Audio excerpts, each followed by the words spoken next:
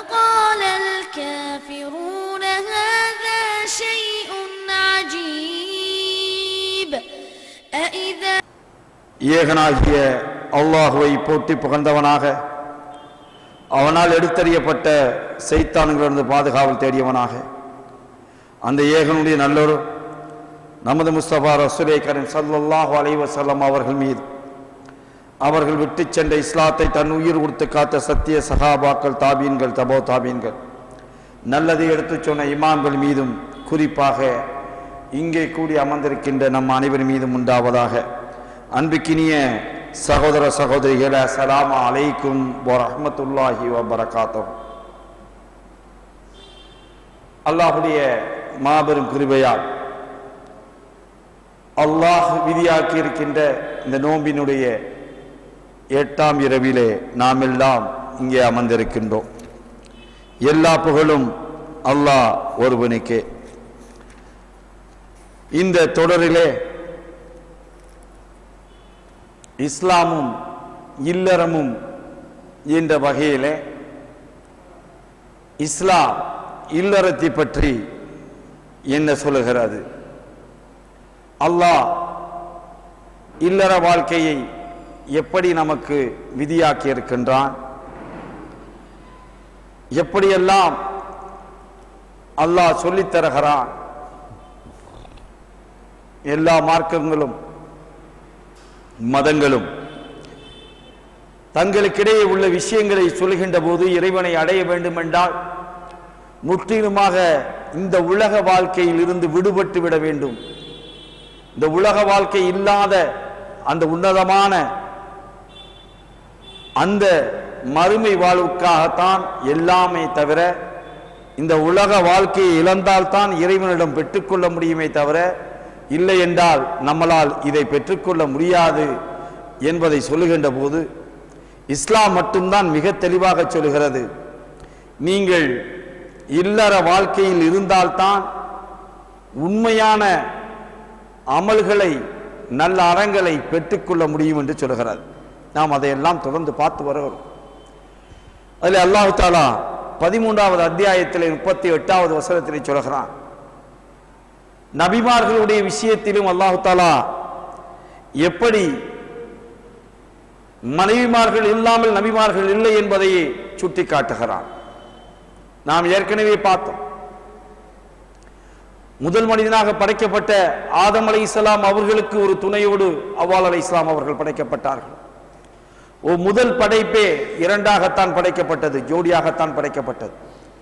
அல்லாஹ்வுடைய அந்த அற்புதமான விதி எப்படி இருக்கிறது என்றால், எல்லாருமே எல்லா உறவுகளுமே எல்லா இனங்களுமே எல்லா விதங்களுமே ஜோடிகளாகத்தான் இருந்து கொண்டிருக்கிறார். அல்லாஹ் அதைத்தான் இங்கே வலியுறுத்தி சொல்கிறான். 13வது அத்தியாயம் 38வது வசனத்திலே சொல்கிறான், உமக்கு முன் தூதர்களை அனுப்பினோம், உமக்கு முன் தூதர்களை அனுப்பினோம், அவர்களுக்கு மனைவியரையும் மக்களையும் ஏற்படுத்தினோம். ஆக முஹம்மது நபி அவர்களுக்கு முன்னால் அனுப்பப்பட்ட தூதர்கள் அத்தனை பேர்களுக்கும் மனைவியர்களும் இருந்தார்கள், மக்களும் இருந்தார்கள். ஆக குடும்பம் இருந்தது. குடும்பம் இல்லாத எந்த நபிமார்களும் இல்லை என்பதை அல்லாஹ் இந்த வசனத்தின் மூலியமாக உறுதியாக சொல்கிறான், நமக்கு திருப்பி சொல்லித் தருகிறான். நீங்கள் எதை பெற்றுக்கொள்வதாக இருந்தாலும் சரி, அந்த பெற்றுக்கொள்வதாக இருந்தால் நீங்கள் மனைவியின் மூலியமாகத்தான் பெற்றுக்கொள்ள முடியுமே தவிர தனித்திருந்த அல்ல என்பதை அல்லாஹ் மீண்டும் மீண்டும் சொல்லி காமிக்கிறான். எந்த ஒரு தூதரும் அல்லாஹ்வின் விருப்பமின்றி எந்த ஒரு அற்புதத்தையும் கொண்டு வர முடியாது. ஒவ்வொரு தவணையும் பதிவு செய்யப்பட்டுள்ளது. எந்த தூதரும் அல்லாஹ்வுடைய நாட்டம் இல்லாமல் அல்லாஹ்வுடைய விருப்பம் இல்லாமல் கண்டிப்பாக எந்த அற்புதத்தையும் செய்து காட்ட முடியாது. ஏன் இதை அல்லாஹ் தஆலா இங்கே சொல்லி காமிக்கிறான் என்றால், தூதர்கள் எல்லாம் அற்புதம் செய்யக்கூடியவர்கள் என்று நாம் எண்ணிவிடக் கூடாது. அல்லாஹ் நாடினால்தான் அவர்களால் செய்ய முடியும். அல்லாஹ் சொல்லி தந்தால் தான் அவர்களால் செய்ய முடியுமே தவிர அல்லாஹ் நாடாமல் ஒன்றை அவர்களால் செய்ய முடியாது என்பதை சொல்லிவிட்டு மற்றொன்றை இங்கே பதிவு செய்கிறான். அல்லாஹ் தவணை, ஒவ்வொரு தவணையும் பதிவு செய்யப்பட்டுள்ளது. ஏற்கனவே நான் இதை பத்தி சொன்னேன். எல்லாமே பதிவு தான். எல்லாமே அல்லாஹ்ட்ட உள்ள மிகப்பெரிய ஹார்ட் டிஸ்க்ல எல்லாம் பதிவு செய்யப்பட்டிருக்கிறது. அதுக்கு பேர் லவ்புல் மஹ்பூல் என்று அல்லாஹ் தஆலா பேரிட்டு இருக்கிறான். அந்த பலகையில் இல்லாதது எதுவுமே இல்லை. நாம் புரிவதற்கு சொல்வதாக இருந்தால் நம்முடைய ஹார்ட் டிஸ்க் அந்த பெரிய ஹார்ட் டிஸ்கா இருக்கும். அந்த ஹார்ட் டிஸ்க் பெருசாகவும் இருக்கலாம், ஒன்னும் இல்லாததா கூட இருக்கலாம். அல்லாஹ் நான்னா எதுல வேண்டாலும் அவனால பண்ண முடியும் இல்லையா? அதிலே பதிவு செய்யப்பட்டுள்ளது என்று சொல்லிவிட்டு அதை தொடர்ந்து அல்லாஹ் தஆலா சொல்கிறான், அதில் அல்லாஹ் நாடியதை அழிப்பான், நாடியதை டெலீட் பண்ணிடுவான். அல்லாஹ் நான்னா தேவையில்லைன்னு நான்னா அல்லாஹ் டெலீட் பண்ணிடுவான். அல்லாஹ் நாடியதை அழிக்காது வைப்பான். டெலீட் பண்ணாம பிரிசர்வ் பண்ணவும் செய்வான். அல்லாஹ் அதை மெமரி கார்டா இல்ல, மெமரியில உள்ள போட்டு வைக்கவும் செய்வான் அல்லாஹ். அப்படிங்கிறது அல்லாஹ் தஆலா இங்கே சொல்லி காட்டுகிறான். அவனிடமே தாய் ஏடு உள்ளது, தாய் ஏடு அவனிடமே உள்ளது என்று அல்லாஹ் தஆலா இங்கே சொல்லி காமிக்கிறான். அவனுடைய அந்த சிபத்தை அல்லாஹ் தஆலா இங்கே சொல்லி காமிக்கிறான். 19வது அத்தியாயத்தில் 55வது வசனத்தில் அல்லாஹ் தஆலா சொல்கிறான், அவர் தமது குடும்பத்தாருக்கு தொழுகையையும் ஜகாத்தையும் ஏவக்கூடியவராக இருந்தார், தமது இறைவனால் திருப்தி கொள்ளப்பட்டவராகவும் இருந்தார் என்ற அந்த அவர் என்று அல்லாஹ் தஆலா இங்கே சொல்வது இஸ்மாயில் நபி அவர்களை பற்றி. ஆக இஸ்மாயில் நபி அவர்களுக்கும் மனைவியும் இருந்தார்கள், மக்களும் இருந்தார்கள். 20வது அத்தியாயம் 10வது வசனம், அவர் ஒரு நெருப்பை கண்டபோது தமது குடும்பத்தினரிடம், இருங்கள், நான் ஒரு நெருப்பை கண்டேன், அதில் உங்களுக்கு ஒரு தீப்பந்தத்தை கொண்டு வருவேன் அல்லது நெருப்புக்கு ஏதேனும் ஒரு வழியை கண்டு வருவேன் என்றார். இந்த அவர் மூசா அலைஹி அவர்கள், மூசா நபி அல்லாஹ் தஆலா இந்த அவர்கள் என்று சொல்கிறான். இங்கேயும் அந்த மூசா நபியை பற்றி அல்லாஹ் தஆலா சொல்கின்ற போது குடும்பம் என்று சொல்கிறான். அந்த குடும்பத்தில் உள்ள நிலைகளை பற்றியும் அல்லாஹ் தஆலா இங்கே மிக தெளிவாக சொல்லித் தருகிறான். இப்படி ஒவ்வொன்றிலும் அல்லாஹ் தஆலா எப்படிப்பட்டதை கொண்டு நிலைநிறுத்துகிறான் என்பதையும் அல்லாஹ் எல்லா நபிமார்களுக்கும் குடும்பம் இருந்திருக்கிறது என்பதை குர்ஆனிலிருந்தே நான் இதை சொல்லிக் கொண்டிருக்கிறேன். எந்த நபிமார்களுக்கும் குடும்பம் இல்லாமல், மனைவி இல்லாமல், மக்கள் இல்லாமல் எந்த நபிமார்களும் வாழவில்லை. எல்லா நபிமார்களும் மனைவி மக்களோடு தான் வாழ்ந்திருக்கிறார்கள் என்பதற்கான ஆதாரத்தை நாம் பார்த்து வருகிறோம். 20வது அத்தியாயத்தில் 132வது வசனத்தில் அல்லாஹ் தஆலா சொல்கிறான், முஹம்மதே, தொழுமாறு உமது குடும்பத்தினரை ஏவுவீராக, அதில் ஏதேனும் சிரமங்கள் ஏற்படுமாயில் சகித்துக் கொள்வீராக. உம்மிடம் நாம் செல்வத்தை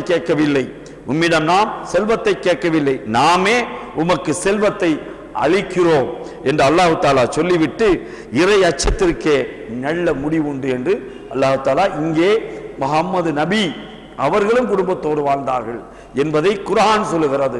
அதை உங்களுக்கு எடுத்து சொல்கிறேன். 21வது அத்தியாயத்தில் 83 84வது வசனங்களில் அல்லாஹ் தஆலா சொல்கிறான், எனக்கு துன்பம் நேர்ந்து விட்டது, நீ கருணையாளருக்கெல்லாம் கருணையாளன் என்ற அய்யூப் தனது இறைவனை அழைத்த போது அவரது பிரார்த்தனையை ஏற்றுக்கொண்டோம் என்கிறான் அல்லாஹ். அவருக்கு ஏற்பட்ட துன்பத்தை நீக்கிறோம், அவரது குடும்பத்தாரையும் அவர்களுடன் அவரை போன்றவரையும் நாம் அருளாக அவருக்கு வழங்கினோம். வணங்குவோர்களுக்கு இதுதான் அறிவுரையாக இருக்கிறது என்று அல்லாஹ் தஆலா இங்கே அய்யூப் நபியை கொண்டு வைக்கிறார். அய்யூப் நபி அவர்கள் எப்படி இருந்தார்கள் என்பதையும் எப்படி வாழ்ந்தார்கள் என்பதையும் அந்த வரலாற்றை நம்மளால பார்க்க முடியும். ஒரு கொடுமையான நோயினால் பாதிக்கப்பட்டார்கள். அந்த நோயினுடைய விளைவுகள் எந்த அளவுக்கு இருந்தது என்பதையெல்லாம் ஒரு விரிவாக நம்மளால் ஹதீஸ்களில் நம்மளால பார்க்க முடியும். அந்த அய்யூப் நபியை பற்றியும் இங்கே சொல்கிறார், அவர்களும் மனைவியோடு மக்களோடு இருந்தார்கள். 21 89 90, என் இறைவா என்னை தனி ஆளாக விட்டு விடாதே, நீ மிகச் சிறந்த உரிமையாளன் என்று ஜக்கரியா அலைஹிஸ்ஸலாம் தமது இறைவனை அழைத்த போது அவருக்காக அல்லாஹ் தஆலா இங்கே சொல்லுகிறார், அவரது பிரார்த்தனையை ஏற்றோம் என்று அல்லாஹ் தஆலா இங்கே சொல்லி காமிக்கிறான். இந்த பிரார்த்தனையை ஏற்றுக்கொண்டோம் என்று சொல்லுகிறான். சொல்லிவிட்டு சொல்லுகிறான், அவருக்கு யஹ்யாவை அன்பளிப்பாக நாம் அளித்தோம். ஜக்கரியா அலைஹிஸ்ஸலாம் தள்ளாத வயதில் கேட்கிறாங்க. இந்த துஆவை கேட்கிறது தள்ளாத வயதில் பல பேர்கள் குழந்தை பேர் இல்லாதவர்கள் டாக்டராக அலையக்கூடியவர்கள் இன்னும் சிறுக்கான விஷயத்திலே அலைந்து அலைந்து அலைந்து அந்த பாபா தருவார், இந்த பாபா தருவார், இந்த தர்காவில் போனால் கிடைக்கும், இந்த இறைநேசத்தை பார்த்தா தந்துருவார், இதையெல்லாம் அந்த மந்திரவாதி தந்து விடுவார், இந்த மந்திரவாதி தந்து விடுவார், இந்த பூசாரி தந்து விடுவார், அந்த பூசாரி தந்து விடுவார் என்றெல்லாம் அலையக்கூடியவர்கள் மிக தெளிவாக புரிந்து கொள்ளட்டும். அல்லாஹ் நாடினால் தள்ளாத வயதிலும் தருவான். அது ஜக்கரியா அலைஹிஸ்ஸலாம் விஷயத்திலும் இப்ராஹிம் அலைஹிஸ்ஸலாம் விஷயத்திலும் பின்னால் நம்ம பார்க்க இருக்கிறோம். இப்ராஹிம் அலைஹிஸ்ஸலாம் விஷயத்திலும் அது உண்மை என அல்லாஹ் தஆலா காமித்து தருகிறான்.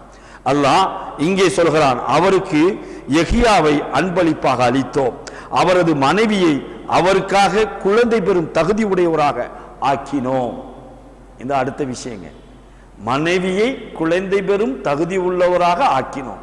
அப்படி தகுதி இல்லாட்ட கூட அல்லாட்ட அதிகம் அதிகம் அதிகம் அதிகமாக நம்மளுடைய துஆக்களை பிரார்த்தனைகளை வைக்கின்ற போது அல்லாஹ் தகுதி உள்ளவராக மாற்றி விடுவான். அல்லாஹ் தகுதி உள்ளவராக அதை மாற்றி அமைத்து விடுவான் என்பதை அல்லாஹ் இங்கே சொல்லி காமிக்கிறான், இங்கே நமக்கு சொல்லித் தருகிறான்.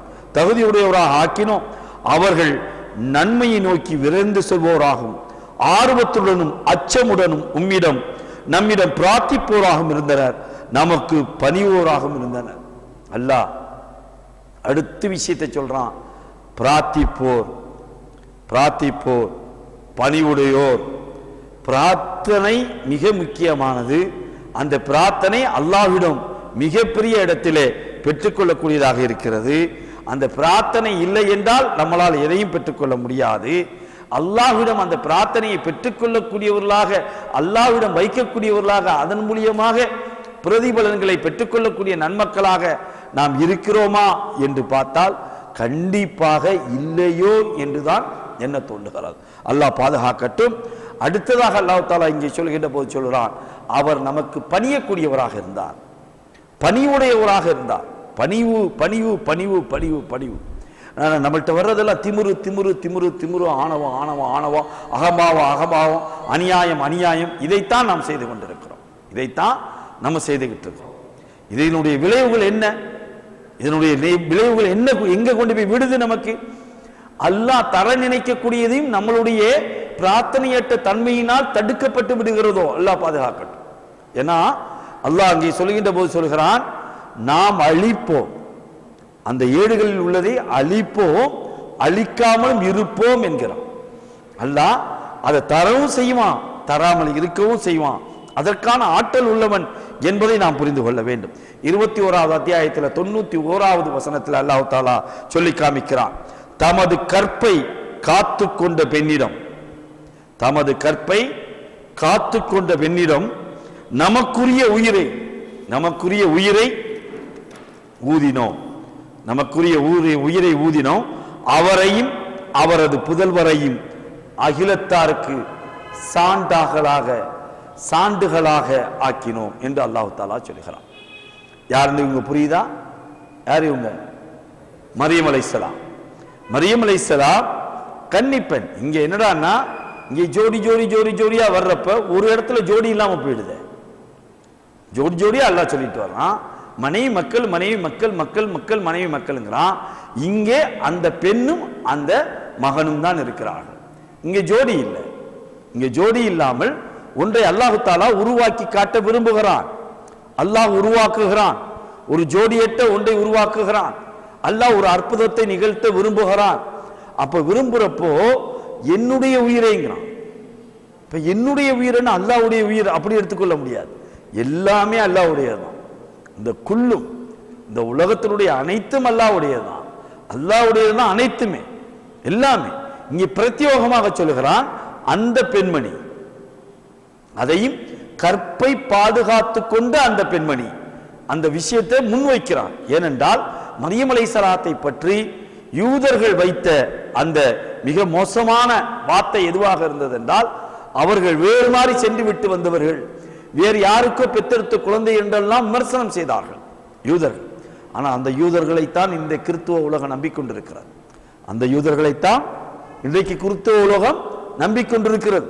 ஆனால் அல்லாஹ் ஒரு மிகப்பெரிய ஒரு அற்புதத்தை படைத்து அந்த அற்புதத்தின் மூலியமாக ஒரு சான்றாக்கி அல்லாஹ் சான்றுங்கிறாங்க.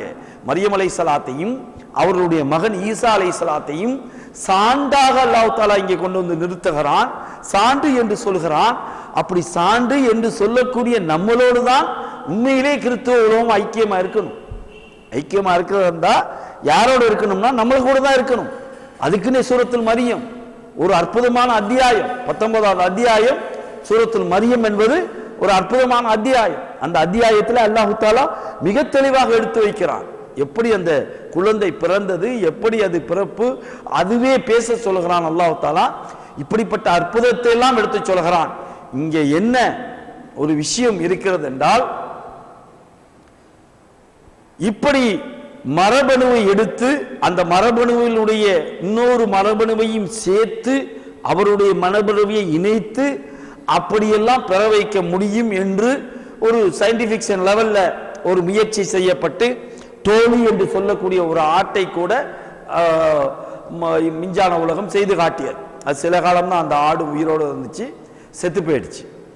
இப்போ என்னடான்னா இதனால இப்படி ஒன்று செய்ய முடியுமா, குளோனிங் ஒன்று செய்ய முடியுமா என்றால் குளோனிங் செய்ய முடியும் என்பதற்கான ஒரு ஆதாரமாக கூட நாம் இதை எடுத்துக்கொள்ளலாம்.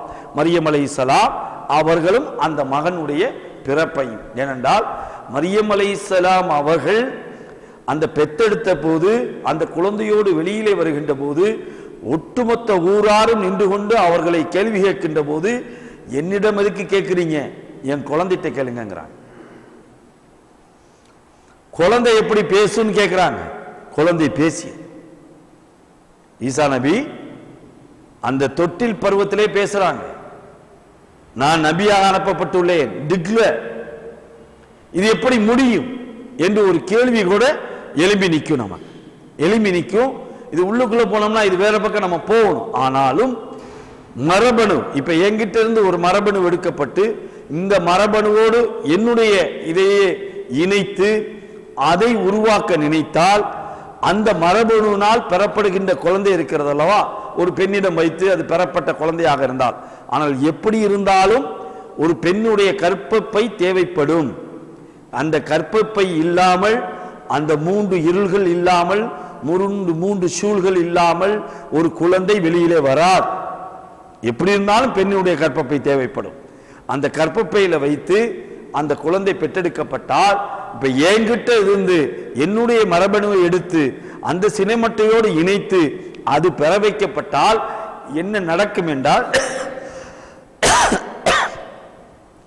அந்த குழந்தைக்கு வயசு எத்தனை இருக்கும்? இப்ப என்கிட்ட இருந்து எடுத்து இந்த மரபணுவினால் ஒரு குழந்தையை பிறப்பிப்பதற்கான முயற்சி செய்யப்படுகிறது. உண்மையிலே ஒரு குழந்தை அல்லாஹ்வுடைய நாட்டத்திலே குழந்தை ஒன்று பிறக்குதுன்னு வைங்க, அந்த குழந்தைக்கு வயசு என்ன? 7 வயசு தான். 52 வயசு ஆயிடும். 52 வயசு ஆயிடும்.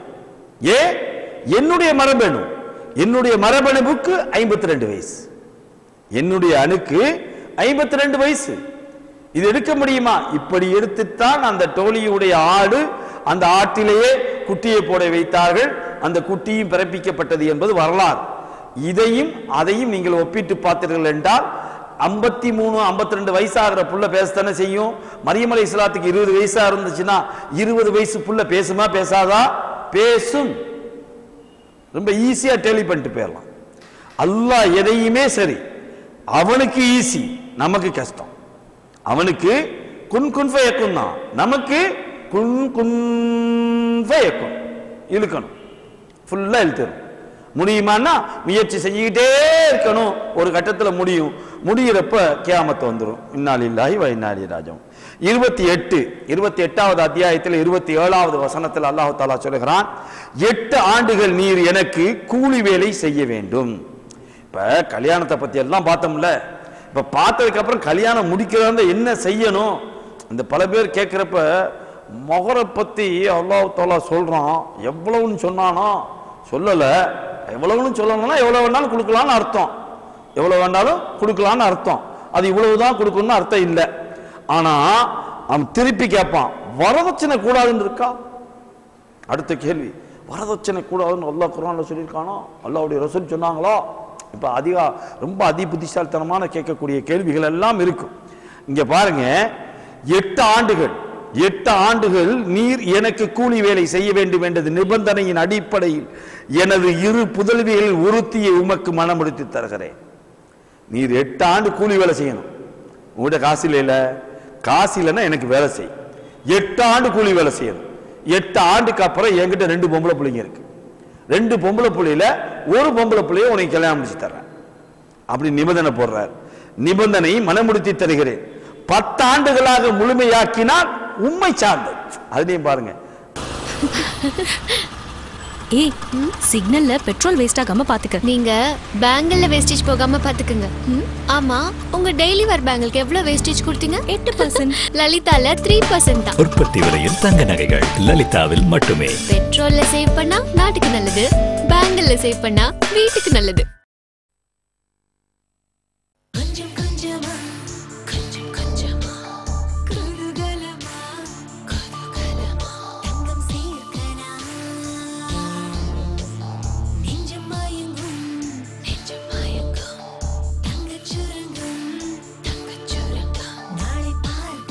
ஃபாத்திமா ஜுவல்லர்ஸின் கோல்டன் கிரைண்ட் சேவிங் ஸ்கீமில் இன்றே சேருங்கள், தங்கத்தை இனிதாய் சேருங்கள்.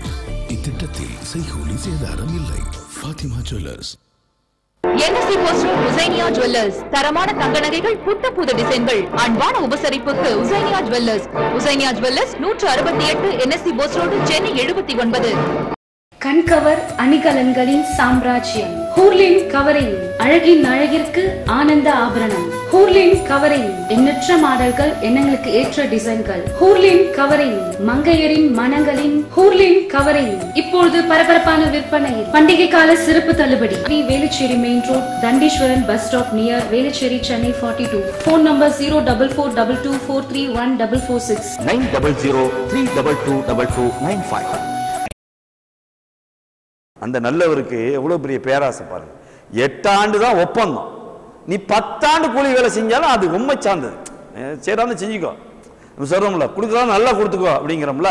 அந்த மாதிரி 8 வருஷம் தான் வேலை செய்யணும் அப்படிங்கிற ஒப்பந்தம். நீர் 10 ஆண்டு வேணாலும் செஞ்சுக்கிறீங்க. 10 ஆண்டு முழுமையாக்கினால் அது உண்மை சார்ந்தது. நான் உமக்கு சிரமத்தை தர விரும்பவில்லை. இது இவ்வளவும் சொல்லிவிட்டு, சரி தான் நல்லபடியா செய்ப்பா, 10 ஆண்டு செஞ்சா நீ ரொம்ப நல்லவாப்பா அப்படிலாம் சொல்லிவிட்டு சிரமத்தை தர விரும்பவில்லை. அல்லாஹு நாடினால் என்னை நல்லவராக காண்பீர். இது யார் தெரியுதா? இந்த ஆளு யாருக்கு இந்த நிபந்தனை தெரியுதா? யாருக்கு? மூசா அலைஹிஸ்ஸலாம் தானா? பரவாயில்ல, வரலாற்று பூர்வமாக எல்லா விஷயத்தையும் பார்த்துக்கிட்டே வர்றோம் இல்லையா? மூசா அலைஹிஸ்ஸலாம் தப்பித்து போகின்ற போது நடக்கின்ற விஷயம் இது. ஆக மகர் கொடுத்தே தான் தீரணும் அப்படிங்கிறதுக்கு நேரடியா ஒரு நபியை கொண்டு வந்து அல்லாஹ் தஆலா இங்க வைக்கிறான். சூரத்து நிசாவுல 4வது அத்தியாயத்தில் 4வது வசனத்தில் அல்லாஹ் தஆலா சொல்றான். அல்லாஹ் சொல்கிறான், ஒரு நபியை கொண்டு வந்து முன்னுதாரணமாக்குறான். இங்க ஒரு நபியை கொண்டு வந்து நிப்பாட்டி அவர் கிட்டத்தட்ட ஒரு 8 வருஷம் கூலி வேலை செஞ்சு அதுக்கப்புறம் ஒரு பொண்ணை பெற்றுக்கிட்டார். இங்க என்னடானா ஈஸியா பொம்பளைங்க கிடைக்குது, ஈஸியா லட்சக்கணக்கில் வாங்குறோம், கோடிக்கணக்கில் வாங்குறோம். எத்தனை கோடி வாங்குறோம், எவ்வளோ கோடி வாங்குறோம்னு தெரியல. இப்போ கோடியெல்லாம் தாண்டி போனால் நீங்கள் தப்பாக சொல்கிறீங்க. அது வேணா உங்கள் ஊரில் நடக்கும், எங்கள் ஊர்லாம் அப்படி நடக்கலைங்கிறானுங்க. சரிடா, உங்கள் ஊரில் எவ்வளோ நடக்குன்னு செஞ்சால் இல்லை, ரொம்ப கம்மியாக தான், ஒரு 10 லட்ச ரூபா அளவில் இப்போ வந்திருக்குது. இன்னும் போக 20 லட்சம் 30 லட்சம் 40 லட்சம் 50 லட்சம் மாறும். ஆனால் ஒரு வீடு கொடுப்பாங்க, ஒரு கார் கொடுப்பாங்க, ஒரு 100 பவுனில் நகை போடுவாங்க. எல்லாத்தையும் கூட்டி கழிச்சு பார்த்தா தான் 1 கோடி ஆகி போயிருமாடா. எல்லாத்தையும் கூட்டி கழிச்சு பார்த்தா எல்லாம் 1 கோடி ஆகி போயிருமே. அப்புறம் என்ன, கோடிக்கணக்கில் தானே போயிட்டு இருக்கு. அல்லாஹ் கூடாதுன்னு சொன்னா நான் கூடுமே. அப்ப ஏன் இந்த சமுதாயம் இழிவுபடுத்தப்படாது? ஏன் இந்த சமுதாயம் அசிங்கப்படுத்தப்படாது? ஏன் இந்த சமுதாயம் கேவலத்தை சந்திக்காது? நீ நம்ம நினைக்கிறோமா நீங்க மட்டும் நல்லவர்களா இருந்தா போதுமா? உங்களை சுற்றி உள்ள மக்கள் நல்லவர்களாக இருக்க வேண்டாமா? அவர்களை நல்லவர்களாக ஆக்க வேண்டாமா? அழைக்க வேண்டாமா? நம்ம அழைத்து இருக்கிறோமா? அந்த மக்களை நோக்கி அழைப்பை பணியை செய்திருக்கிறோமா? இல்லையே, செய்யலையே. செய்யாம எப்படி அங்க நன்மை நடக்கும், எப்படி நல்லது நடக்கும் நீங்க எதிர்பார்க்கிறீங்க? அல்லாஹ் தஆலா தொடர்ந்து சொல்லுகிறான் 33:59, நபியே முஹம்மதே, உமது மனைவியருக்கும் உமது புதவியருக்கும் ஏனைய நம்பிக்கை கொண்ட பெண்களுக்கும் முக்காடை தொங்க விடுமாறு கூறுவீராக. முக்காடை தொங்க விடுமாறு கூறுவீராக. அவர்கள் ஒழுக்கமுடைய பெண்கள் என்று அறியப்படவும் தொல்லைப்படுத்தப்படாமல் இருக்கவும் இது ஏற்றது. ஒழுக்கமுள்ள பெண்கள் என்று அறியப்படவும் தொல்லைப்படுத்தப்படாமல் இருக்கவும் இது ஏற்றது. அல்லாஹ் மன்னிப்பவனாகவும் நிகரட்ட அன்புடையவனாகவும் இருக்கிறான் என்று அல்லாஹ் தஆலா இங்கே முகமது நபியுடைய மனைவி மக்களை பார்த்து அதிலும் பெண்களை பொறுத்த மாத்திரத்தில் முக்காடு அணிந்து கொள்ள வேண்டும் என்பதையும் முக்காடுகளை தொங்கவிட வேண்டும் என்பதையும் அல்லாஹ் தஆலா இங்கே வலியுறுத்தி சொல்லக்கூடிய விஷயம். அடுத்தது 33:6 இந்த 33வது அத்தியாயத்தில் 6வது வசனத்தில் அல்லாஹ் தஆலா சொல்றான், நம்பிக்கை கொண்டோருக்கு தங்களை விட இந்த நபி முன்னுரிமை பெற்றவர். நம்பிக்கை கொண்டோருக்கு நம்ம எல்லாத்துக்கும் நம்மளை விட நம்ம உயிரை விட ஏன் நம்மளுடைய மனைவி மக்கள் அனைத்து பேரையும் விட நம்மளுடைய ரசூல் மிகைத்தவங்களா இல்லையா? முன்னுரிமை பெற்றவங்களா இல்லையா? இருக்கிறோமா இல்லையாங்க? இருக்கணும். இல்லை என்றால் நம்ம நபியை நேசிக்கலன்னு அர்த்தம். இன்னைக்கு நபியை நேசிக்கலன்னு அர்த்தம். நபியுடைய வாயிலிருந்து வகி வந்துச்சா, வகி வரலையா, வகி எப்படி வந்துச்சு எப்படி வரல, அல்லாஹ் வகி வந்தது அது உண்மை, அது நபியுடைய வாயிலிருந்து வந்தது. நபி அவர்கள் சொன்னதைத்தான் அத்தனை நபித்தோழர்கள் எழுதினார்கள் என்பது உண்மை. நபித்தோழர்கள் எழுதியதை வழி வழியாக வந்ததுதான் நமக்கு தொகுக்கப்பட்ட இன்றைக்கு இருக்கின்ற திருமறை குர்ஆன். ஆக அல்லாஹ்வுடைய ரசூலை நம்ப வேண்டும். அல்லாஹ்வுடைய ரசூலுக்கு அப்புறம் அந்த வழி வழியாக வந்த அந்த நபித்தோழர்கள் தான் கொண்டு வந்தார்கள் என்பதை நம்பினால்தான் திருமறை குர்ஆனை நம்ப முடியுமே தவிர இல்லாம நம்ப முடியுமா? நம்ப முடியுமாங்க? நபிக்கு வரல நேரடியாக வந்துச்சுன்னு ஏதாவது சொல்ல முடியுமா? சொல்ல முடியாது. அல்லாஹ் வஹியை அறிவிக்கிறான், அல்லாஹ் தன்னுடைய ரசூலுக்கு. ஆகவேதான் நம்பிக்கை கொண்டோருக்கு தங்களை விட இந்த நபி முஹம்மது தான் முன்னுரிமை பெற்றவர். இதுவும் திருமறை குர்ஆன்ல இருக்குது. இதுவும் வஹியா வந்ததுதான். இதுவும் இறை செய்தியாக வந்ததுதான். இறை செய்தி இல்லைன்னா மாத்திக்கிட்டுலாம் போக முடியாது. ஒருவேளை மாத்துறதுக்கு ஏதாவது சங்கதிகள் இருக்கான்னு நம்ம பார்க்க வேண்டியது இருக்கும். அல்லாஹ் பாதுகாக்கட்டும். ஆனா முன்னுரிமை பெற்றவர் அவரது மனைவியர் அவருக்கு அன்னையர். முஹம்மது நபி ஸல்லல்லாஹு அலைஹி வஸல்லத்துடைய மனைவிமார்கள் எல்லோருமே நமக்கு அன்னையர். உம்மஹாத்துல் முஃமினீன், நம்மளுடைய மூமின்களுடைய தாய் அவர்கள் தாய் தான். யாரும் முஹம்மது நபி ஸல்லல்லாஹு அலைஹி வஸல்லம் இறந்த பின்பு நௌதுபில்லா அந்த மனைவிமார்களை யாரும் மனம் முடிக்க கூடாது. ஏன்னா அவங்க தாய் எப்படி நம்ம இது பண்ண முடியும் இல்லையா? அது கூடாது என்பது தடை. மனைவிமார்களை மனம் முடிக்க கூடாது என்பது தடை. அப்படி ஒன்று நடக்கவும் இல்லை வரலாற்று பூர்வமாக. அதுக்கு அல்லாஹ் தஆலா இங்கே முன்னாடியே இது எல்லாத்தையும் நமக்கு சொல்லி ஒரு சீலிடுகிறான், ஒரு முத்திரை இடுகிறான். ஏன் இது இல்லறத்துல இதெல்லாம் பார்க்கணுமானா இல்லறத்துல தான் அத்தனை வருது. அந்த மனைவிமார்களும் இல்லறத்தில் உள்ளவர்கள் தான். எல்லாத்தையும் தெரிஞ்சுக்கிட்டா தான் மனைவிமார்களுக்குள்ள அந்தஸ்து என்ன, நம்மளுடைய இல்வாழ்க்கையினுடைய அந்தஸ்து என்ன, குடும்ப வாழ்க்கையில என்னென்னலாம் இருக்குது என்னென்னலாம் இல்லை, என்ன உரிமைகள் ஆண்களுக்கு உண்டு என்ன உரிமைகள் பெண்களுக்கு உண்டு, எந்த உரிமைகளை எல்லாம் பெண்கள் பெற்றிருக்கிறாங்க எந்த உரிமையெல்லாம் பெண்கள் பெற்றுக்கொள்ளவில்லை, இப்படியெல்லாம் நாம் பார்ப்பதாக இருந்தால் தொடர்ந்து நாம் இதை பார்த்து கொண்டுதான் வந்தாக வேண்டும். அது ஆதாரபூர்வமாக பார்க்கணும். ஆதாரபூர்வமாக எடுத்து சொல்ல வேண்டும் என்பதற்காகத்தான் குர்ஆனுடைய ஆயத்துகளை வசனங்களை அப்படியே நான் எடுத்து படிச்சுக்கிட்டே இருக்கேன். உங்களுக்கு எடுத்து படிப்பு இல்லைன்னா அப்படியே பயானுடைய நிலையில கடன்னு வீர ஆவேசமாக பேசிட்டு போயிடலாம். அப்படி இருக்கக்கூடாது. ஒவ்வொரு வசனமும் நான் சொல்லுகின்ற ஒவ்வொரு வசனமும் நீங்கள் எடுத்து பார்க்க வேண்டும், கண்டிப்பாக அதை உணர வேண்டும் என்பதற்காகத்தான் இந்த வசனங்கள் சொல்லப்படுகிறது என்பதை ஞாபகத்தில் வச்சுக்கிறேங்க. நம்பிக்கை கொண்டோரையும் ஹிஜ்ரத் செய்தோரையும் விட உறவினர்களே ஒருவர் மற்றொருவருக்கு முன்னுரிமை பெற்றவர். அல்லாஹ் தஆலா இங்கே இதை சொல்லி முடிச்சுட்டு அடுத்த விஷயத்தை சொல்ல வர்றான். இந்த விஷயத்தை போற போக்கில் நம்ம பார்த்துக்கிற வேண்டியது, ஹிஜ்ரத் செய்தவர்கள் அல்லாஹ்வுடைய ரசூல் முதல்ல ஹிஜ்ரத் செய்து வந்தவொன்னே அவங்களுக்கு முன்னுரிமை கொடுத்தாங்க. அதுக்கப்புறம் அல்லாஹ் தஆலா இந்த வசனத்தை இறக்குகிறான். இவர்களை விட யார் முன்னுரிமை பெற்றவர்கள் என்றால் உறவினர்கள். இந்த நேரத்தில் எல்லாம் ஞாபகத்தில் வச்சுக்கிறீங்க, இது ரமலானுடைய மாதம்.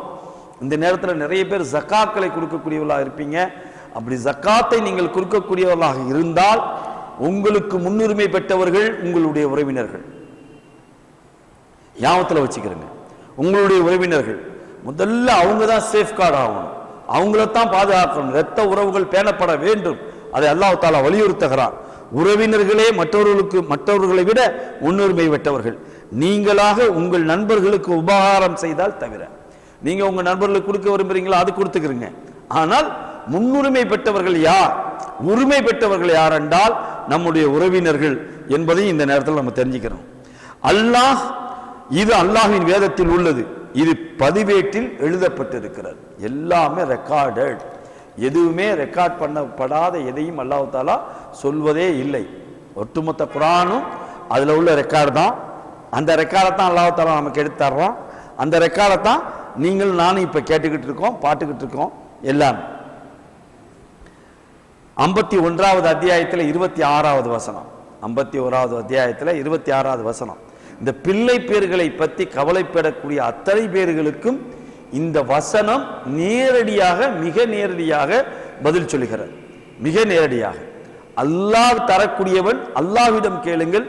அல்லாஹ் நாடவில்லை என்றால் எந்த கொம்பனாலும் கொடுக்க முடியாதுங்கிறதுக்கு இந்த வசனம் நேரடியா அல்லாஹ் உங்கள்கிட்ட சொல்றான். அல்லாஹ் எப்படின்னு பாருங்க. 51:26 தமது குடும்பத்தினரும் விரைந்து சென்று பொரித்த கண்டுகளை கொண்டு வந்தார். யார் கொண்டு வர்றாங்கன்னா இப்ராஹிம் நபி அவங்க கொண்டு வர்றாங்க. எதுக்கு கொண்டு வர்றாங்கன்னா 2 மலக்குகள் வந்துட்டாங்க. 2 மலக்குகள் விருந்தினர்கள் என்று நினைத்து அவங்களுக்காக ஆட்டை அடிச்சு பொரிச்சு, ஆடு இல்லை கடா, காளை கண்டை அடித்து பொரித்து அதை கொண்டு வந்து சாப்பாட்டை கொண்டு வந்து வைக்கிறார். வச்ச உடனே அதை அவர்கள் அருகில் வைத்து சாப்பிட மாட்டீர்களா என்று சாப்பிட சொல்றார். அவங்க என்னன்னா அது சாப்பிடாம அப்படியே மௌனம் காக்குறாங்க. அவங்களை பார்த்து பயந்து அவங்க அப்படி இருக்கிறத பார்த்த உடனே யோசனை பண்றாங்க. இப்ராஹிம் நபி, என்னடா நம்ம கொடுக்குறோம் சாப்பிட மாட்டேங்கிறாங்களே, என்னமோ நடக்க போதோ, ஏதோ ஒரு விபரீதம் இருக்கிறதோ அப்படிங்கிற மாதிரி பயப்படுறாங்க. அப்போ அவங்க சொல்றாங்க, பயப்படாதீர்கள், நீங்கள் அச்சப்பட வேண்டாம் என்று அவர்கள் கூறினர். அறிவாளியான ஆண் குழந்தையை பற்றி அவருக்கு நற்செய்தி கூறினர். நீங்க பயப்படலாம் வேணாம், உங்களுக்கு ஒரு நற்செய்தி தான் கொண்டு வந்திருக்கிறேன்.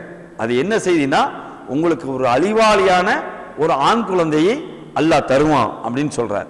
உடனே அவரது மனைவி, இது தொடர்ந்து வருது 51வது அத்தியாயத்தில் 26ல இருந்து ஆரம்பிச்சு 30 வரலும் போகுது.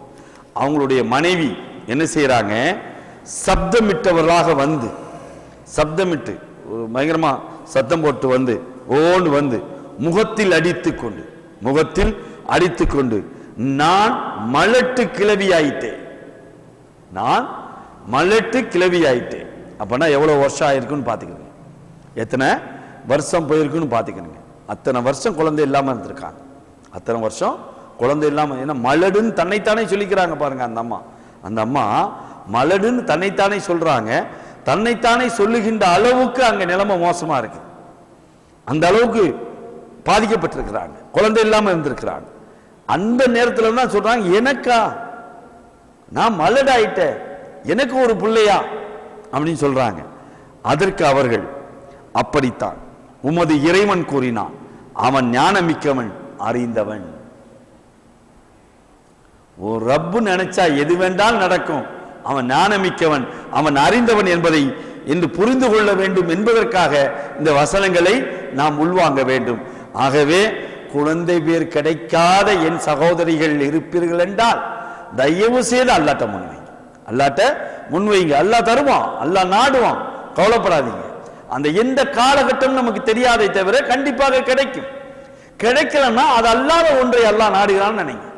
அப்படி ஒரு புள்ள வந்து உங்களுக்கு பிரச்சனையா இருக்கிறத விட அதை அல்லாஹ் தஆலா நம்மிடமிருந்து தடுத்து விட்டான் என்று நினைத்துக் கொள்ள வேணும். அப்படி ஏதாவது ஒன்றை நினைக்கணுமே தவிர அல்லாஹ்வினுடைய அருள் மீது நிறையாசை அடைந்து விடக் கூடாது. 66வது அத்தியாயத்தில் 1வது வசனம், நபியே, உமக்கு அல்லாஹ் அனுமதி அளித்ததை உமது மனைவியரின் திருப்தியை நாடி ஏன் விளக்கிக் கொள்கின்றீர்? உம் மனைவியரின் திருப்தியை நாடி எதற்காக நீர் விளக்கிக் கொள்கின்றீர்? கல்யாணம் பண்றது உண்மை, மனைவிக்கு அந்தஸ்து கொடுக்கணுங்கிறது உண்மை. அதுக்காக பொண்டாட்டிக்கு விருப்பம் இல்லைன்னா ஹலாலெல்லாம் ஹராமாக்கணுமா? பொண்டாட்டிக்கு ஒன்று பிடிக்கலன்னா அந்த ஹராமாக்கி கொள்ளணுமா என்ன? அல்லாஹ் ஹலாலாக்குனதுல ஹராமாக்க கூடாதுங்கிறதுக்கு அல்லாஹ் தஆலா இங்க கொண்டு வந்து வைக்கிறான். என்ன நடக்குது?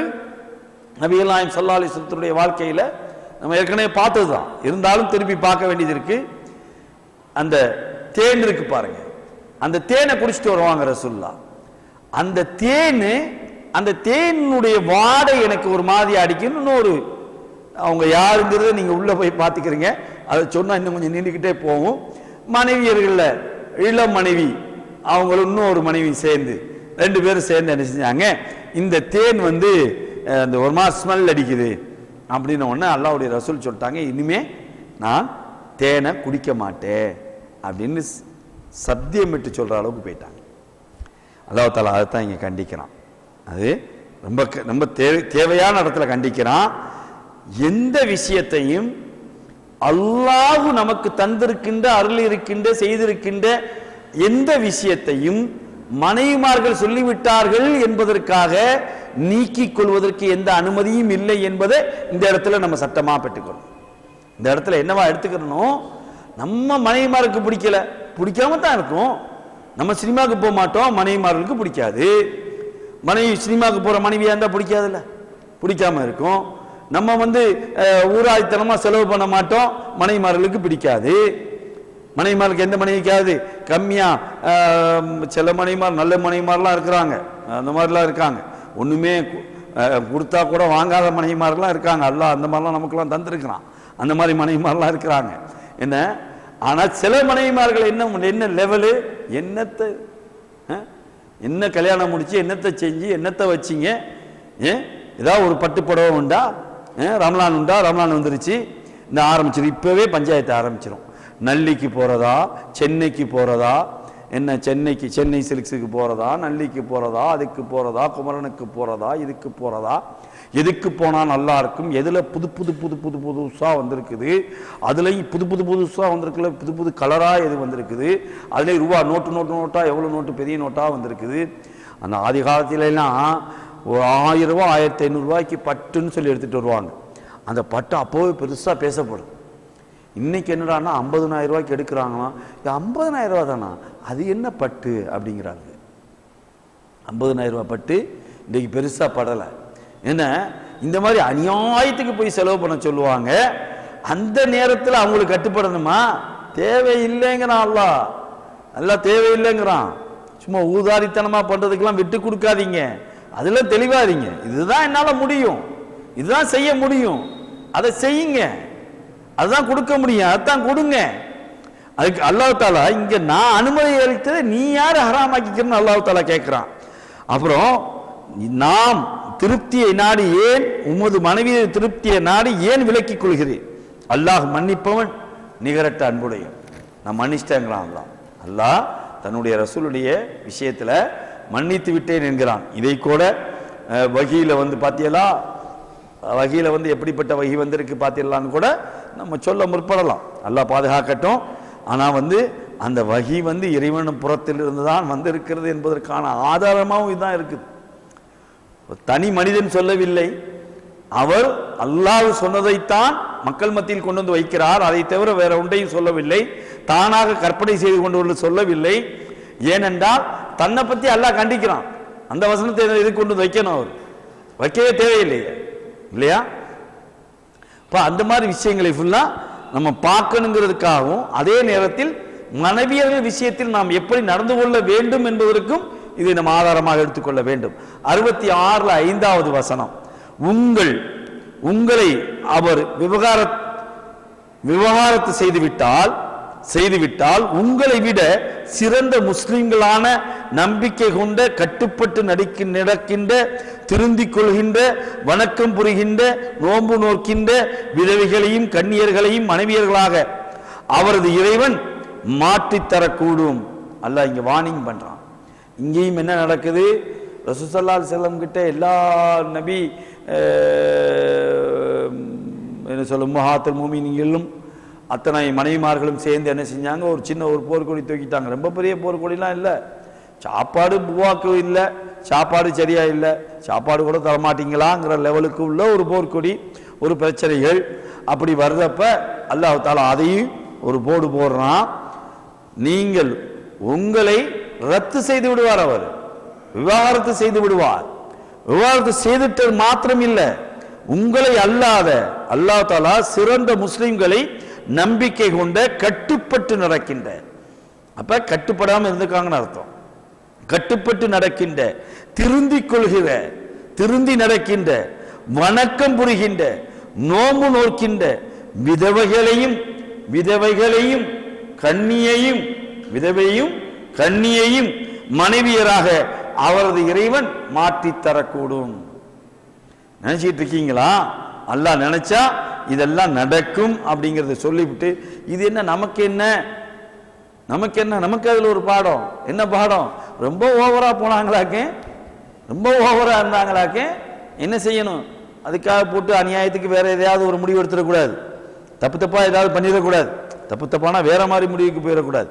பார்த்தோம்னா திடீர்னு பார்த்தீங்கன்னா கணவன் நன்றாகத்தான் நைட்டில் படுத்தார், காலையில் எழுந்திருக்கவில்லை, அப்படியே படுக்கையில் இறந்து விட்டார், மாரடைப்பால் இறந்தார் அப்படின்னு சொல்லுவாங்க. மாரடைப்பால் இறந்தாரா அல்லது ஏதாவது மருந்து கொடுத்து இறந்தாரா அல்லாஹ் அறிஞ்சவன் இல்லையா? அப்படி எதுவும் வந்துடக்கூடாது, அப்படி மனைவி விஷயத்திலே நடந்துடக்கூடாது. அதுக்கு அல்லாஹ் தரக்கூடிய ஒரு அற்புதமான ஒரு விஷயம் என்ன? அல்லாஹ் பிடிக்காத விஷயம், ஆனா தரக்கூடிய விஷயம் என்ன? பிடிக்கலையா விலை போட்டு பஞ்சாயத்து பண்ணிட்டு இருக்காது, போட்டு நோய் நோய் நோய் நோய் நோய் நோய் நோய் நோய் உள்ளுக்குள்ளேயே வச்சுக்கிறது, அவளை வெளியில விடுறதும் கிடையாது, நல்லா வச்சுக்கிறதும் கிடையாது, வச்சுட்டு கொட்டுன்னு கொட்டுறது. அப்படியும் பண்ணாத, அதுக்கான அனுமதியும் அல்லாஹ் தஆலா இங்கே கொடுத்திருக்கிறான் என்பதை எல்லாம் மனைவி அல்லாஹ் தஆலா அந்த நபிமார்களுடைய மனைவிகளை முன்னிறுத்தி தான் அல்லாஹ் தஆலா இது அத்தனை நமக்கு தருகிறான். அடுத்ததாக அல்லாஹ் தஆலா சொல்றான் 4வது அத்தியாயம் 21ல, இது ரொம்ப முக்கியமா நம்ம தெரிந்து கொள்ள வேண்டிய, அறிந்து கொள்ளக்கூடிய விஷயம். இது நிறைய பேர் நிறைய விஷயங்கள்ல இதுல மாறு செய்யறோமோ அப்படிங்கிற பயம் கூட எனக்கு உண்டு. 4வது அத்தியாயத்தில் 21வது வசனம், உங்களிடம் கடுமையான உடன்படிக்கையை அவர்கள் எடுத்து, கடுமையான உடன்படிக்கை, உங்களுக்கோ உங்க மனைவிக்கடையில் ஒரு உடன்பாடு, அதுதான் திருமண ஒப்பந்தம், அதான் உடன்படிக்கை. உடன்படிக்கை இல்லாத திருமணம் கிடையவே கிடையாது. அல்லாஹ் சொல்றான், மிக தெளிவாக சொல்றான், உடன்படிக்கை எடுத்துக்கொண்ட போது நீங்கள் ஒருவர் மற்றொருவருடன் இரண்டரை கலந்து விட்ட நிலையில் எப்படி நீங்கள் அதை பிடுங்கிக் கொள்ள முடியும்?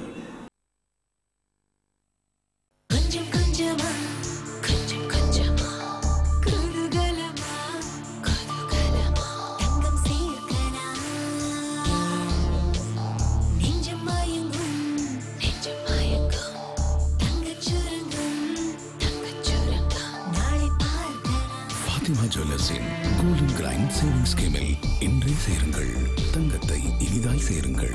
இத்திட்டத்தில் செய்கூலி சேதாரம் இல்லை. Fathima jewellers. NSC post road Husainiya jewellers, தரமான தங்க நகைகள், புத்த புது டிசைன்கள், அன்பான உபசரிப்புக்கு Husainiya jewellers. Husainiya jewellers 168 NSC post road, Chennai 79. என் பாப்பாக்கு உடம்பே சரியில்லை, என்ன ஆச்சு? தலைவலி வந்ததா, மருந்து கொடுத்தேன், சரியா போச்சு. ஆனா கால்வலி வந்துச்சு, கால்வலிக்கு மருந்து கொடுத்தேன்னா சரியா போச்சு. ஆனா எல்லா வலியும் வந்துச்சு. ஒரு வியாதிக்கு மருந்து சாப்பிட்டு இன்னொரு வியாதி வரணுமா? நோ, இனி வராது. யுனானி மருத்துவம் தான் நோயையும் குணப்படுத்தும், உடலையும் பலப்படுத்தும். யுனானினா ரபானி, ரபானினா யுனானி. Doctor Hakeem S A. சையத் சத்தார், ரப்பானி வைத்தியசாலா, ராயப்ப. ஏய், தண்ணி வேஸ்ட் ஆகுது பாரு. நீ தங்கத்துல வேஸ்டேஜ் பாரு. பெரிய மனுஷி மாதிரி பேசுற. ஆமா, கல்கட்டா டிசைன்ஸ் எவ்வளவு வேஸ்டேஜ் கொடுத்த? 14%. ஆனா லலிதால 7% தான். உற்பத்தி விலையில் தங்க நகைகள் லலிதாவில் மட்டுமே. அம்மா, தண்ணியில மிச்சம் புடிங்க, தங்கத்திலயும் மிச்சம் புடிங்க. சுப்ஹானல்லாஹ். அல்லாஹ் அதையும் கொண்டு வந்து வைக்கிறான். நீங்க 2 பேரும் உடன்படிக்கை செய்து கொண்டுதான் கணவன் மனைவியாக இணைந்தீர்கள். நீங்க 2 பேரும் ஒன்னாத்தான் ஜாயிண்ட் ஆனீங்க. எல்லா ஒப்பந்தத்தின் அடிப்படையில் தான் உங்க 2 பேருக்கு எல்லாம் நடந்துச்சு. நடந்ததுக்கு அப்புறம் நீங்க 2 பேரும் ஒன்றரை கலந்து விட்டீர்கள், 2 பேரும் கலந்துட்டீங்க, 2 பேரும் ஐக்கியமாயிட்டீங்க, 2 பேருக்கு பிள்ளை குட்டின்னு ஆயிடுச்சு. அதுக்கப்புறம் எப்படி அவங்கள்ட்ட இருந்து பிடிங்கிற நினைக்கிறீங்க? அல்லாஹ்வுடைய ரசூல் இங்க ஒரு பதில் சொல்றாங்க. இங்க ஒரு பதில அல்லாஹ்வுடைய ரசூல் சொல்றாங்க. எப்படி சொல்றாங்க? நீங்கள் அந்த மனைவியரிடம் ஒரு நல்ல விஷயம் உங்களுக்கு படவில்லையா? ஒரு நல்ல விஷயம் படவில்லையா? அதை கொண்டு திருப்தி செய்து கொள்ளுங்க. அதை கொண்டு திருப்தி செய்து கொள்ளுங்க. முடியவே முடியலங்கன்னா ஒரு கட்டம் எடுங்க, அது வேற. ஆனா எல்லாம் ஒரு ஐக்கியமான ஒரு வாழ்க்கை வாழ்ந்து விட்டு ஒரு சின்ன அற்பமான விஷயத்துக்கு 2 பேரும் அப்படி பிரியுறீங்களே, அப்படி செஞ்சிடாதீங்க. பிடுங்கிக் கொள்கின்றீர்களா? அல்ல இப்படியே கேட்கிறான். அத்துட்டு போறீங்களா? நம்ம சொல்லுவோம்ல, என்னடா அப்பிட்டு போற அப்படிம்போம் இல்லையா? அந்த மாதிரி எல்லாம் கேட்கிறான். புடுங்குறீங்களாப்பா? ஒரு நல்ல வாழ்க்கை. சண்டை வரத்தான் செய்யும், பிரச்சனை வரத்தான் செய்யும். எந்த கணவன் மனைவிக்குள்ள பிரச்சனை இல்லை? எல்லா கணவன் மனைவிக்குள்ளயும் பிரச்சனை இருக்குது. பிரச்சனை இல்லாத கணவன் மனைவி எங்கேயாவது இருந்தா எனக்கு காட்டி விடுங்க. உண்மையிலே சொல்றேன், காட்டுங்க. என் தகுதிக்கு அவங்களுக்கு பரிசு கொடுங்க இன்ஷா அல்லாஹ். அப்படி நாங்க பிரச்சனை இல்லாமல் தான் வாழுகிறோம். ஒரு சண்டை கூட நாங்க கல்யாணம் முடிச்ச காலத்துல இருந்து போடவே இல்லை அப்படின்னு சொன்னா, ஒண்ணு அவர் மலக்கா இருக்கணும், இல்லைன்னா அந்த மனைவி மலக்கா இருக்கணும். 2ல ஒன்னாத்தான் இருக்கும். இல்லைன்னா எப்படி முடியும்? முடியாது. அப்படி படைக்கல அல்லாஹ். வரத்தான் செய்யும். பிரச்சனைகளுக்கு மத்தியில் தான் வாழ்க்கை. அப்படித்தான் வாழ்ந்துகிட்டு இருக்கிறோம். அந்த வாழ்க்கை கடையில் தான் எல்லாம் போயிட்டு இருக்குது. அப்புறம் எங்கேருந்து நமக்கு வேற ஒன்று நம்ம ஏற்படுத்திக் கொள்ள முடியும்? அல்லாஹ் தஆலா அதை கேட்கிறான். கேட்டுவிட்டு 4வது அத்தியாயம் 3வது வசனத்தில் அல்லாஹ் தஆலா சொல்றான், அனாதைகள் விஷயத்துல நீங்க நேர்மையா நடந்துக்கணும்னு சொல்லி முடிச்சுட்டு சொல்றான், உங்களுக்கு பிடித்த பெண்களை ரொம்ப மிக முக்கியமா ரொம்ப உங்களுக்கு ஆவலா தெரிஞ்சுக்கக்கூடிய விஷயம், உங்களுக்கு பிடித்த பெண்களை 2 2ஆகவோ, ஒன்று மட்டும் இல்லை, 2 2ஆகவோ, 3 3ஆகவோ, 4 4ஆகவோ, ஆக 1 2 3 4 விஷயம், 4 பேரா நீங்கள் மனம் முடித்துக் கொள்ளுங்கள். மனைவியர்களிடம் நீதமாக நடந்து கொள்ள மாட்டீர்கள் என்று அஞ்சினால்.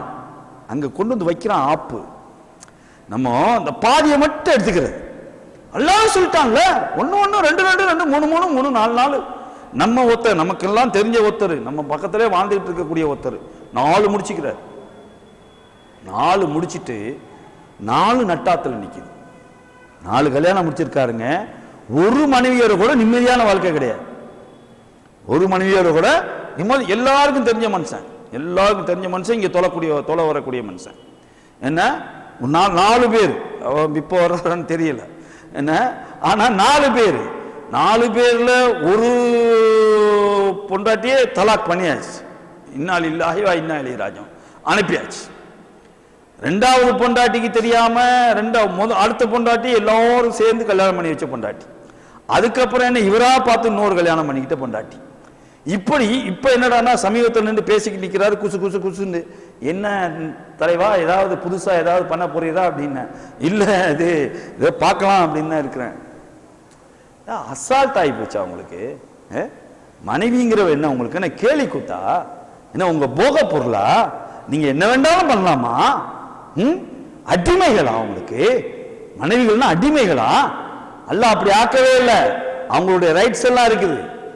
அவங்களுடைய ரைட்ஸ் பின்னாடி வருது இன்ஷா அல்லாஹ். இது கொஞ்சம் டைம் எடுக்கும். இந்த தலைப்பு டைம் எடுக்கக்கூடிய தலைப்பா இருக்குது. அவங்க ரைட்ஸ்லாம் இருக்குது. தொலைச்சுப்புறோம் அல்லாஹ். அவங்கள விளையாடுறீங்களா? அல்லாஹ் சொல்றான், இங்க அனுமதி அளித்து விட்டு சொல்கிறான், நீங்கள் நீதமாக நடக்க மாட்டீர்கள் என்று அஞ்சினால். அல்லாஹ் கொண்டு வந்து வைக்கிறான் முத்தாய்ப்பா. ஒருத்தி அல்லது உங்களுக்கு உடமையான உள்ள அடிமை பெண்களை போதுமானதாக ஆக்கிக் கொள்ளுங்கள். இப்ப அடிமை பெண் இல்ல, அடிமை பெண் வெள்ளக்குழிந்து விட்டது. அல்லாஹ் முடிச்சுட்டான். ரசூலுல்லாஹ்வுடைய காலத்திலேயே அடிமை பெண்கள்ங்கிற அந்த அத்தியாயம் முடிஞ்சிருச்சு. இதுமே அடிமை பெண்கள்லாம் இல்லை. பல பேருக்கு உள்ளுக்குள்ள நினைப்பு, அந்த அடிமை பெண்கள்லாம் இப்ப இல்லையா, இருந்தா நல்லா இருக்குமே அப்படின்னு. இந்த மதுரை பக்கம், ராம்நாடு பக்கம்லாம், ராம்நாடு தேனி பக்கம் சேர்த்துக்கலாம். தேனி பக்கம்லாம் பார்த்தீங்கன்னா இருக்குங்க. அடிமை பெண்ணுன்னு சொல்லிக்கிட்டு இந்த தோட்டத்தில் வேலை பார்க்குறாங்கல்ல, தோட்டத்தில் வேலை பார்க்குறாங்கல்ல, அவரோட முதலாளி மாதிரி என்னடா அவர் மூத்தா போயிடுவார். பார்த்தீங்கன்னா ஒரு பட்டாலுமே ஓடி வந்து அழுவும். நமக்கு அப்பதான் தெரியும் என்ன இது அவர் வச்சுக்கிட்டு இருந்தது. அவரு வச்சுக்கிட்டு இருந்தது என்னப்பா, அதுக்கு பேர் சுரியத் அப்படிமா. சுரியத்தா? சுரியத்துனா என்னடா உங்களுக்கு புரியாது, அதான் அரபு பேர். அதான்டா சுரியத்துனா என்னது? அடிமைகளா? அடப்பாவிகளா, உங்க தோட்டத்தில் வேலை செஞ்சா அவ வேலைக்கு கூலி விடு, அதை விட்டு நீ எல்லாத்தையும் கொடுத்து விட்டு உன் பிள்ளையும் கொடுத்து விட்டு அதுக்கு வாரிசத்தை ஆக்கி விட்டு வாரிசா இருக்க முடியாது. ஏன் இருக்க முடியாது? மூத்த பொண்ணும் மூத்த பெண்ணுக்கு பிறந்த பிள்ளைகளும் என்ன சொல்லுவாங்க, நாங்க தான் உண்மையான வாரிசுகள், எங்களுக்கு தான் உண்டு. கல்யாணம் நிக்காது பண்ணியிருந்தா அவ வாரிசு, அவளுக்கு உரிமை உண்டு. இப்ப இதையெல்லாம் வச்சுக்கிட்டு இவங்க குண்ட கமட்டக்கு ஏதாவது தெரிஞ்சு வச்சுக்கிட்டு இதையெல்லாம் அனுமதியாக பயன்படுத்தக்கூடியவர்களும் இன்றைக்கும் இருக்கிறான். அவன் எல்லாத்துக்கும் மிக தெளிவாக அறிந்து கொள்ளுங்கள், அடிமை பெண் என்ற அந்த முறை வழக்கொழிந்து விட்டது. நீ வீட்டில் வைக்க உன் கூட இருக்கிற வேலைக்காரியெல்லாம் நீ அடிமை பெண்ணா இந்த அந்த மாதிரிலாம் பண்ணியாக்க அல்லா பிடிச்சி விடுவான். இழுத்து பிடிச்சா ஒண்ணுக்கு ஆக மாட்டேன். பல பேருக்கு இழுத்து பிடிச்சான் அல்லா, அதையெல்லாம் நான் என் கண்ணால பார்த்துருக்கிறேன். இழுத்து பிடிச்சதுக்கு அப்புறம் அப்படி ஜெய்ஜாண்டிக்கா வந்த ஆட்கள்லாம் கை கால்லாம் விழுந்து அப்படி இழுத்துக்கிட்டு போனதெல்லாம் நான் பார்த்துருக்கிறேன். எல்லாம் உடம்புல தண்ணு இருக்கிற வரையில் தான், சக்தி இருக்கிறவள் தான் நீ ஆடுவ, சக்தி இல்லைன்னா எங்க ஆடுவ? அல்லா ஆட்டிவிடுவான், ஒண்ணு இல்லாம நாசம் பண்ணிவிடுவான். போதுமாக ஆக்கிக் கொள்ளுங்கள். இதுவே நீங்கள் வரம்பு மீறாது இருக்க நெருக்கமான வழி. அல்லாஹ் அனுமதியை கொடுத்து விட்டு நீங்க நீதமாக நடக்க முடியாதுன்னு சொல்லிவிட்டு அல்லாஹ் சொல்றான் உன்னோட நிறுத்தி போடுங்கிறான். எனக்கு கொள்ளுப்படுத்து போய் நான் அநியாயம் பண்ணுவேன், அக்கிரமம் பண்ணுவேன், பண்ணிவிட்டு நான் முடிச்சு விட்டு அதை நட்டாத்திலையும் விடுவேன். அவங்க ரோட்லையும் நிற்பாங்க. நமக்கு தெரிஞ்ச இன்னொருத்தன் இருக்கான், அவன் கேரளாவில் போய் கல்யாணம் முடிச்சுடுவாங்க. அழகான ஆம்பளை பிள்ளை. அந்த ஆம்பளை பிள்ளைக்கும் அந்த பிள்ளை அந்த மனைவிக்கும் என்னன்னே தெரியல. தலாக்கு நடந்துச்சா தெரியல, அந்த பையன் வாரிசா இல்லையா தெரியல. ஆனா இங்க நல்லா இருக்காரு, அங்க போறதில்லை. உன்னுடைய இளமை சுகத்தை தனித்துக் கொள்வதற்கா? ஓ இளமை இதை அநியாயம் பண்றதுக்கா? அதுக்கு பெண்கள் தான் கிடைச்சாங்களா? அட பாவிகளா, நாளைக்கு அல்லாஹ் உங்களை பிடிச்சி இழுத்து பிடிச்சிட மாட்டானா? என்னத்துக்கு ஆகணுமா? அல்லாட்ட போய் பாவியா நிக்க வேணாமா? ஆனா இன்னொருத்தர் இது விஷயம் வெளியில தெரிஞ்சதுக்கு அப்புறம் இன்னொருத்தர் என்ன பண்ணாரு, அல்லாஹ்வுக்காக ஒத்துக்கிட்டு அல்ஹம்துலில்லாஹ் அந்த ரெண்டு பொண்டாட்டி கூட வாழ்ற. ஆனா வாழ்றப்ப என்ன நடக்குது, இங்க வந்து 26 நாள் இருப்பாராம், 4 நாள் மட்டும் அங்க போய் இருப்பார். இது என்னடா நீதி? இது அல்லாஹ் நீதமாக நடந்து கொள்ளுங்கிறானே. நீதம்னா அங்க ஒரு நாள்னா இங்க ஒரு நாள்ல, அதான நீதம். அது என்ன இது? இது அவர்கள் ஒத்துக்கொண்டால், அவர்கள் ஒத்துக்கொண்டால் எங்க சொல்றான் அல்லாஹ்? காட்டு இருக்கு, எங்க இருக்கு? குர்ஆன்ல இருக்கு, எங்க ஹதீஸ்ல இருக்கு? காட்டு. நீங்களா விட்டு அடிக்கிறீங்க, நீங்களா விட்டு அநியாயம் பண்றீங்க. அல்லாஹ் ஒரு விஷயத்தை இறுக்கி பிடிச்சிருக்கிறான். இறுக்கி பிடிச்ச விஷயத்துல நீ தப்பு பண்ணிருவ, நாசமா போயிருவ. அந்த நிலைமை வருதா, நீ இன்னொரு கல்யாணத்தை முடிடா, அவளையும் நீதமா நடந்துக்க அப்படின்னு சொல்லிவிட்டு அடுத்து சொல்ல வர்றான் பாருங்க. அது ரொம்ப முக்கியம். 4வது அத்தியாயத்தில் 129வது வசனத்துல சொல்றான் அல்லாஹ், மனைவியர்களிடம் நீதியாக நடந்து கொள்ள நீங்கள் ஆசைப்பட்டாலும், மனைவியர்களிடம் நீங்கள் நீதமாக நடந்து கொள்ள ஆசைப்பட்டாலும் நீங்கள் நடந்து கொள்ள இயலாது. போதுமா? பார்ச்சவன் சொல்லிவிட்டான், நீதமா நடந்து கொள்ள நீங்க ஆசைப்படுவீங்க, ஆனா முடியுமா? முடியாது. அதுக்கு அடுத்து சொல்றான் ஏன் முடியாதுங்கிறதையும் சொல்றான். முதல்ல ஒருத்திய கல்யாணம் முடிச்சிருப்பீங்களா, அவ கூட கொஞ்சம் காலம் வாழ்ந்திருப்பீங்களா, வாழ்ந்ததுக்கு அப்புறம் அது கொஞ்சம் சலிச்சு போயிருக்குமா, அது சலிச்சு போனதுக்கு அப்புறம் புதுசா ஒண்ணு பாப்பியலா, பார்த்ததுக்கு அப்புறம் என்ன நடக்குங்கிறது அல்லாஹ் சொல்றான். எனவே முழுமையாக ஒரு பக்கம் சாய்ந்து, முழுமையாக என்ன புதுசா வந்த பொண்டாட்டி பக்கம் சப்புன்னு சாஞ்சிருவேன். ஏன்? இட்ஸ் நியூ, புதுசு, அதனால சாஞ்சிருவேன். ஒரு பக்கம் சாய்ந்து இன்னொருத்திய அந்தரத்தில் தொங்க விட்டு விடாதே, செய்வதாங்கிறான். செய்வ, ஒரு பக்கம் சாய்வ, இன்னொரு பக்கம் என்ன நடக்கும்? அவளை அந்தரத்தில் தொங்க விடுவ. அந்தரத்தில் தொங்க விட்டப்பட்டவளை போல் விட்டு விடாதீர்கள். அல்லாஹ் எச்சரிக்கை செய்யறான். எல்லாரும் எச்சரிக்கை செய்யறான். நீங்கள் நல்லிணக்கம்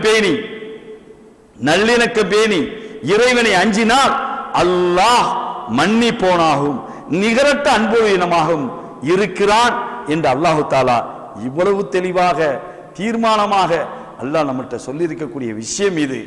திருமணம் என்பது கண்டிப்பாக நடைபெற்றே ஆக வேண்டும். திருமணம் என்பது கண்டிப்பாக நடைபெற்றே ஆக வேண்டும். அல்லாஹ்வுடைய ரசூல் அவர்கள் மிக தெளிவாக சொல்லிவிட்டார்கள்.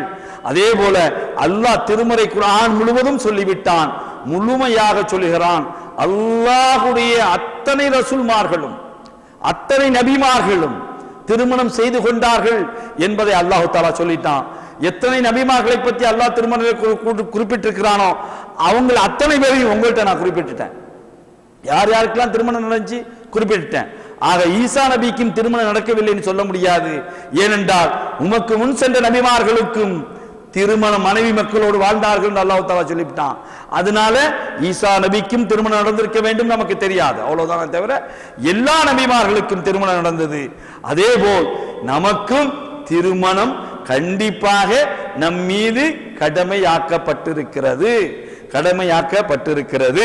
ஆகவே அந்த திருமணத்தை எப்படி நடத்த வேண்டும், எப்படியெல்லாம் நடக்க வேண்டும், அந்த திருமணத்தினுடைய ஷர்த்துக்கள் என்ன, சட்டங்கள் என்ன, அந்த பேணுதல்கள் என்ன, இதையெல்லாம் திருமறை குர்ஆன் எந்த வகையிலே சொல்லுகிறதோ அந்த வகையிலே நான் உங்கள் மத்தியில் எடுத்து சொல்லக்கூடியவனாக இருக்க வேண்டும் என்பதற்கு துவா செய்தவனாக, உங்களையும் துவா செய்ய சொன்னவனாக. ஏனென்றால் நான் மனிதன் என்ற ரீதியிலே நான் குறைகளை வைத்து விடலாம்.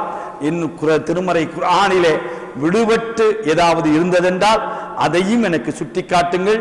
சில சகோதரர்கள் சில சகோதரிகள் குறிப்பிட்டு சொல்வது போல திருமறை குர்ஆன்ல இருந்து மட்டும் நீங்க நிறைய எடுத்துட்டு வரீங்க, ஏன் ஹதீஸ்கள் இருந்து எடுக்க மறுக்கிறீங்க அப்படின்னு நிறைய பேர் என்கிட்ட சுட்டி காட்டினாங்க. சுட்டி காட்டக்கூடிய சகோதர சகோதரிகளுக்கு ஒரு அன்பான ஒரு வேண்டுகோளை வைக்கிறேன். நான் முடிந்த மட்டுக்கும் குர்ஆனிலிருந்து எடுப்பதற்கு ஒரே காரணம், ஹதீசுகளை எப்படியாவது தெரிந்து கொள்கிறோம், ஆனால் திருமறை குர்ஆனை தெரிந்து கொள்வதில் நாம் பின்தங்கி இருக்கிறோம், பின்னாடியே சென்று கொண்டிருக்கிறோம்.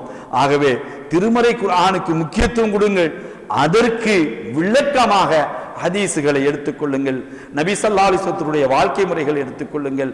அந்த வாழ்க்கை முறைகளை முழுமையாக எடுத்து நடக்கக்கூடியவர்களாக அல்லாஹு தஆலா உங்களையும் என்னை ஆக்கி அருள்வானாக. வாஹிதாவானா அல்ஹம்துலில்லாஹி ரப்பில் ஆலமீன். அஸ்ஸலாமு அலைக்கும் வரஹ்மத்துல்லாஹி வபரகாத்துஹு.